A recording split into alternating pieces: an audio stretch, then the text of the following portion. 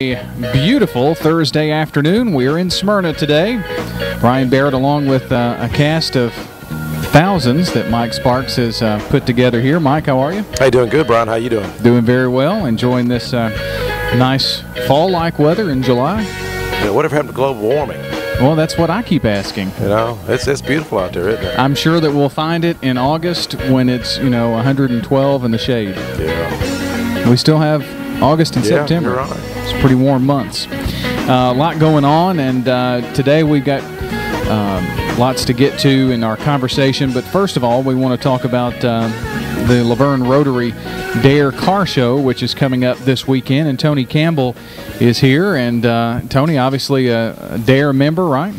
Yes, sir. Yes, sir. And you've got your own towing business, I understand, there in Laverne? Yes, sir. All right. Well, tell us just a tad about what's going to go on at the Laverne Rotary Dare Car Show. What it is all the proceeds go to Dare, and it's in the school systems in Laverne. And just invite everybody out. The gates open at 9 o'clock, and it's to 3 o'clock, and all the proceeds go to Dare. So hope everybody can come out. Now, when you say car show, what are we going to see out there? Give us kind of a taste. You have anywhere from antiques, newer cars, older cars. General Lee going to be there this year? Yeah, General Lee should be there. I believe so. You're kind of wearing the General Lee colors. That's right. Got to support them. And what kind of, is it something that you can come spend an hour or two, or is it an all-day thing, or are there activities? How does that work? Yeah, you can spend all day there. The YMCA is going to be out also, and I believe the National Guard is going to be out. And we have got the climbing wall. They're bringing that, right? Exactly, going to bring that. And the electric bull is going to be out there too this year. Oh, so wow! Ought to be a big day. You think you can get Mike on that bull? I think I can. Think so. I think that would work. Lieutenant Salandy probably get him on there. Well, we could get a video of it, YouTube video. Yeah. It could be one of those things that millions download. Get hurt. Well, that's secondary to the publicity you'd get. Not me. They do a good job out there. They do. Mike Slinkler, Laverne Rotary, Baker Rayburn, and others. They've got a great Rotary club out there that does a lot for they do a great community. Great deal. Well, tell us where it is.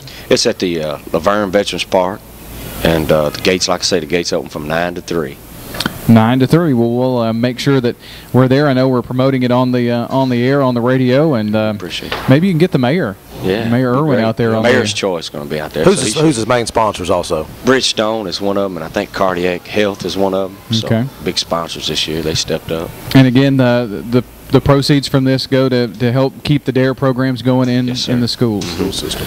In Laverne. All right. Very good. Thanks, Tony. Appreciate you coming in. Thank y'all so much. And, that kind of leads into part of our conversation today. Exactly. Mike, and DARE is an important part of what the education that goes on in our school system.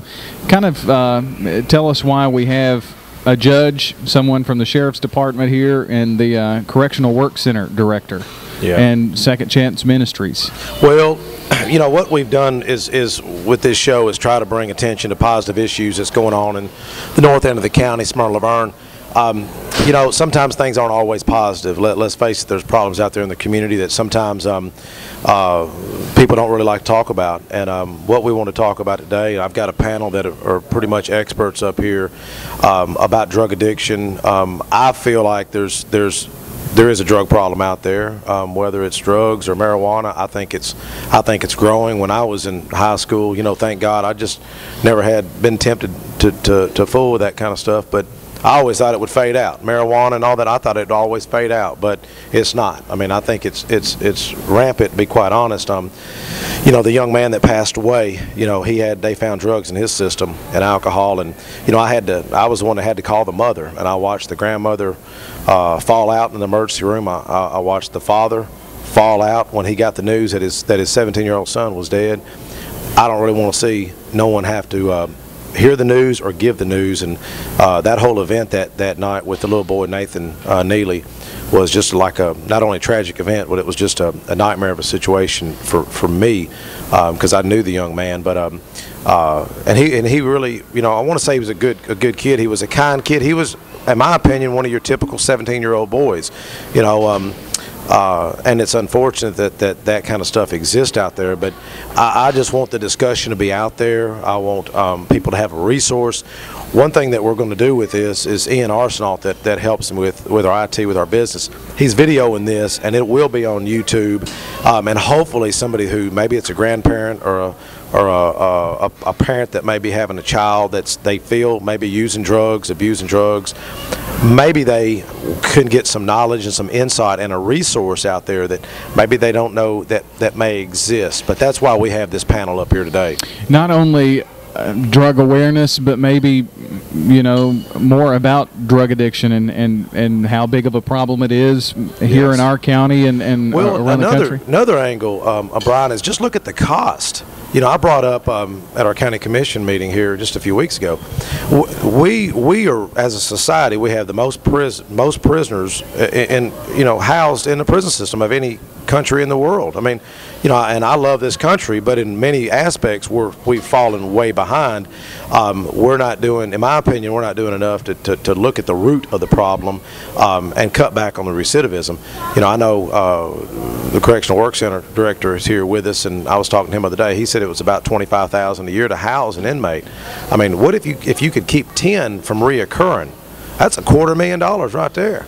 You know, so to me, an ounce of prevention is worth a pound of cure. But I think that people need to be aware of what's going on. And quite frankly, I don't like my tax dollars funding knuckleheads that keep making the same decisions. You know, and these knuckleheads are our sons, or our fathers, or our neighbors. There are church members. In many cases, there are church members, you know, that are making decisions like that. These aren't people that's just out here that are problem people. These are your average people out here that have been able to still work a 9-to-5 job, but still full with drugs. I mean, it amazes me that happens, but it's reality. You know, one time, one of the sermons at our church from a former pastor was, you know, the devil is not going to use the bait on his fishing pole that is not going to lure you in. Yeah. So I mean, if you have an addiction to drugs, that's what he's going to use and continue to use with you. And that really hits home. I mean, we all have something. Yeah. You know, and it may be drugs, it may be alcohol, it may be food, it could be any number of things. But that really kind of made me think about, well, what is mine? You know. Yeah.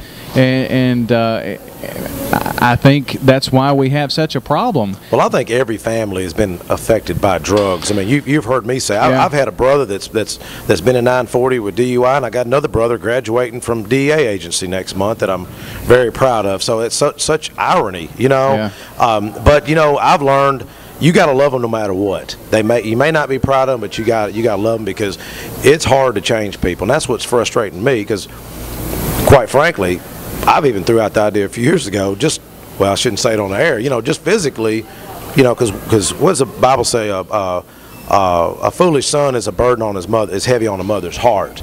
And when I've seen my mother's heart get broken, it upsets me.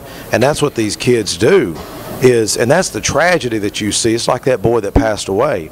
I seen that mother the other day. I seen his sister the other day. I seen that brokenheartedness about her. And these kids, that's what kills me. These kids, they think they're tough. They think they can do anything. Invincible. But and that may be the attitude they want. That's okay if it's just affecting your life. The problem is you're affecting other lives, and that mother is going to be hurt the rest of her life. That grandmother lost that's her second child she's lost.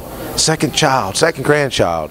Every day she thinks about that child. So, you know, I think as a society we've got to really start stepping up. And I'm not saying throw money at the problem. I'm saying people like Carl here that's stepping up, people like Lieutenant Solandi, Judge Davenport here, Alan Miller here, people that's going to get involved. And you can't just get government to solve your problem. You got to get your churches involved, like State Street, the event of the day.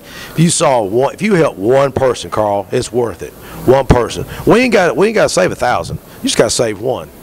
Well, if everybody saves one, we'll be in good shape, wouldn't we? Exactly. You know, I mentioned this yesterday when you called me and asked me to promote the show yesterday as I was going off. It just came to me what you just said. Yeah. If you sit and you think about it, you know someone in your family, you can probably name several someones that are you know, addicted to drugs and alcohol or have similar addictions, and it causes problems for the family. It may not